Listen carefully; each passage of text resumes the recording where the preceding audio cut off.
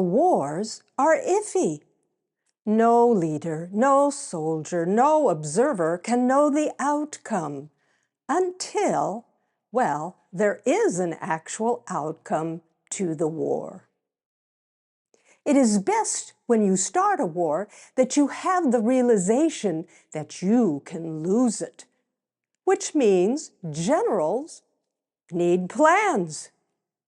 At the beginning of the War for Independence, no one had a solid plan, not even the British. If anyone would have sat down and thought it through and given it, well, real deep thought, they would have had a second thought and maybe even a third. Especially the British. They were 4,500 miles away from home.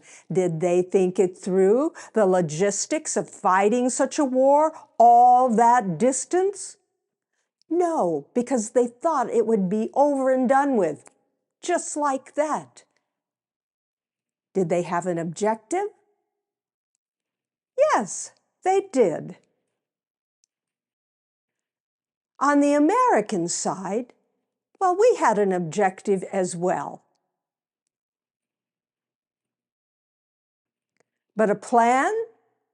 Rather doubtful. We had been duly punished in the beginning by losing New York and New Jersey. So the officers of the American Continental Army knew that once they had taken back Trenton, they would have to hit the Brits again, as hard as they could. That would require a plan. The plan was this: go back over the Delaware before the Brits can get themselves to Trenton. Secure the high ground and wait for the Brits to come to town. The British plan was to return to Trenton, and they took those other Hessian soldiers with them who would want to avenge their fellow Hessian soldiers.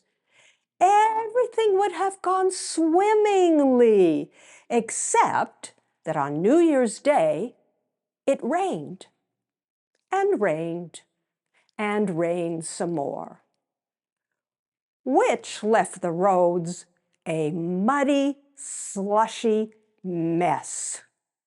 Cornwallis, in charge of the British forces, had a devil of the time getting anywhere due to the conditions of the roads. This played into General Washington's plan of delaying the Brits' arrival. And there was a bit of resistance of the local citizenry as well. They were taking pot shots at the British soldiers as they marched towards Trenton. As the British and Hessian troops came closer to Trenton, Colonel Hand and his brigade had been tasked with delaying the arrival of the British Army.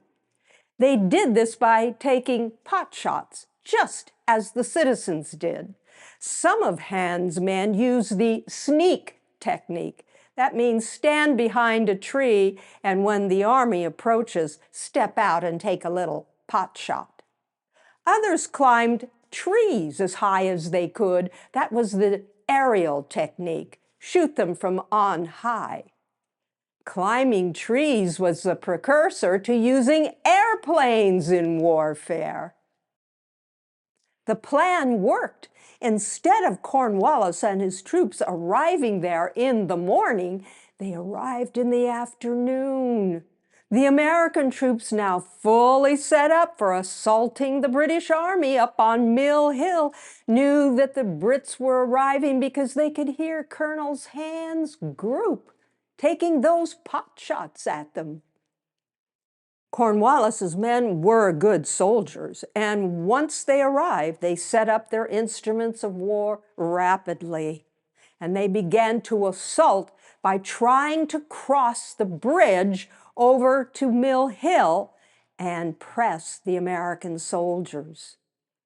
Because if they could take that bridge, well, it would be a different battle. The Americans held the hill. They kept turning those assault teams, whether British or Hessians, back off the bridge. Besides the bridge assaults, to the east of that bridge, there was a constant battle by cannon fire. On and on this went until the sun eased itself down into the horizon. That's when Cornwallis called a halt. It is said that he said, quote, "We will bag the fox in the morning," close quote. George Washington was indeed a fox, and he would prove it a second time that very night just how crafty and sneaky he was. Once the hostilities ceased for the night, Washington ordered that bonfires should be built all along the banks of the Assunpink. The British would think that since it's January, the American soldiers are building themselves fire to keep themselves warm as they slept. The British bedded down as well, except for their patrols. What the patrols could not and did not see was that the Americans were way back up the hill. They were doing something sneaky, preparing for a night watch. A no-talking order was issued. Rags were gathered to tie around wagon wheels and horses' hooves. The cannon caisson wheels were greased generously.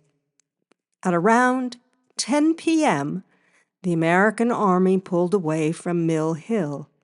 They headed southeast, going miles out of their way so that their march to Princeton would not be discovered. When they had traveled about 8 miles, they turned east with the purpose of keeping well away from Trenton.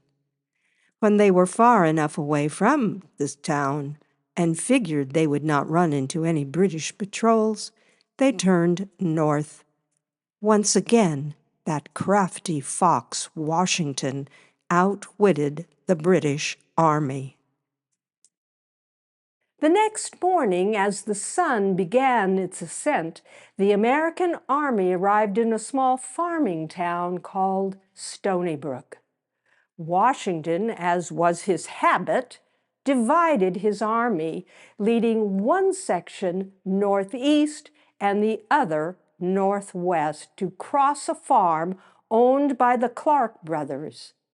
It was then that a British regiment that had been sent for, consisting of about 1,300 men, led by Colonel Mahood, spotted the Americans as they made their way to Princeton. You will learn about that battle in Part 5 of Saving the American Revolution.